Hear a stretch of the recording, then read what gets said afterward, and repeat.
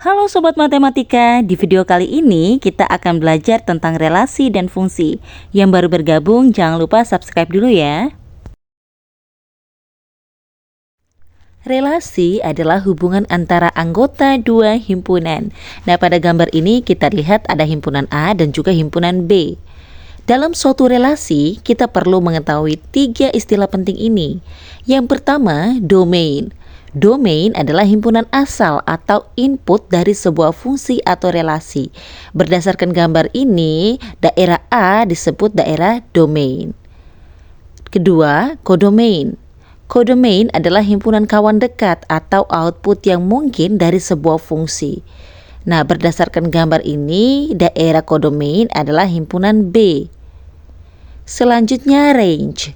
Range adalah output yang benar-benar dipakai atau daerah kodomain yang terkena panah. Nah, daerah kodomain di sini kan himpunan B dan yang terkena panah adalah 1, 4, 9, dan 16. Relasi dapat disajikan dalam beberapa bentuk. Yang pertama, diagram panah, kedua himpunan pasangan berurutan, ketiga tabel, dan keempat diagram kartesius. Contoh, anggota A suka warna B, di mana himpunan A memiliki anggota Budi, Ani, dan Cici, sedangkan himpunan B merah, biru, hijau, dan kuning. Pertama, kita lihat di diagram panah. Nah, berdasarkan diagram panah tersebut menunjukkan bahwa Budi menyukai warna merah dan biru, Ani menyukai warna merah dan kuning, sedangkan Cici menyukai warna hijau. Apabila diminta untuk disajikan dalam himpunan pasangan berurutan, maka seperti di bawah ini. Sedangkan apabila diminta untuk menyajikan dalam bentuk tabel, maka seperti ini.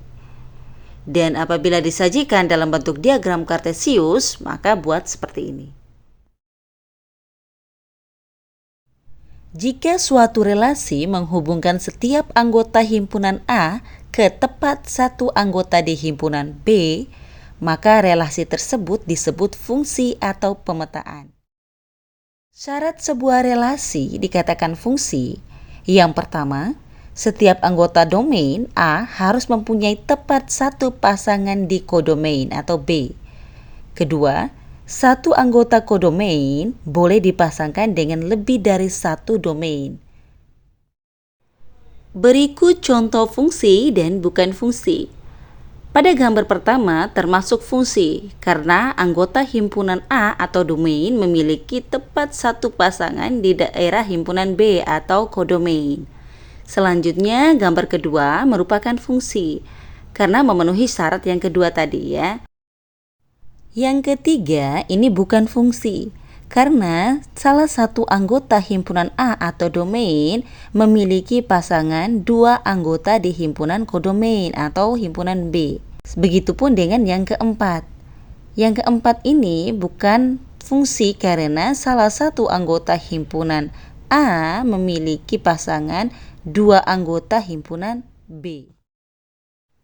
Fungsi terdiri dari 3 jenis. Yang pertama fungsi injektif, kedua fungsi surjektif, dan ketiga fungsi bijektif.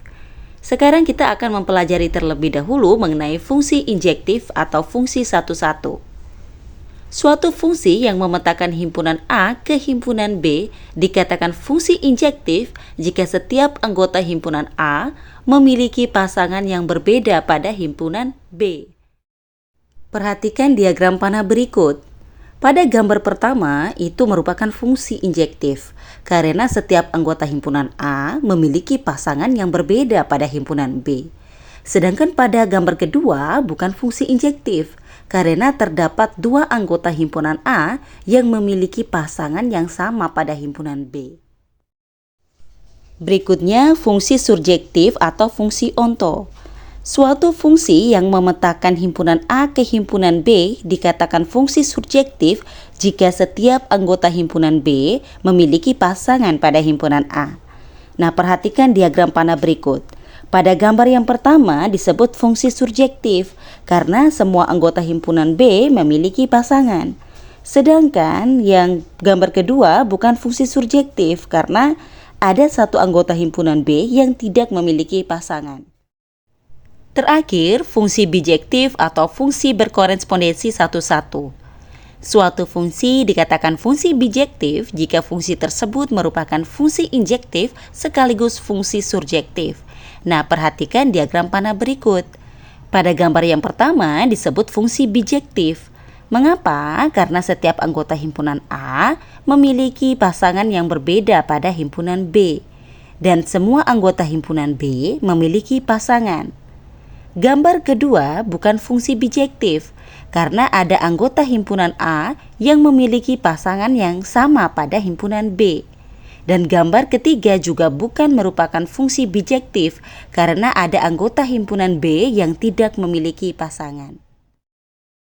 Nah, sekarang teman-teman coba mengerjakan latihan soal yang saya berikan. Diketahui himpunan A memiliki anggota 1, 2, 3, dan 4. Dan himpunan B memiliki anggota 2, 4, 6, 8, dan 10. Pertanyaan pertama, relasi apa yang terbentuk dari himpunan A ke himpunan B? Kedua, apakah relasi tersebut merupakan fungsi? Jelaskan alasanmu. Yang ketiga, sajikan relasi tersebut dalam bentuk diagram panah, tabel, himpunan pasangan berurutan, dan diagram kartesius. Selamat mengerjakan, jangan lupa subscribe, like, and comment. Thank you.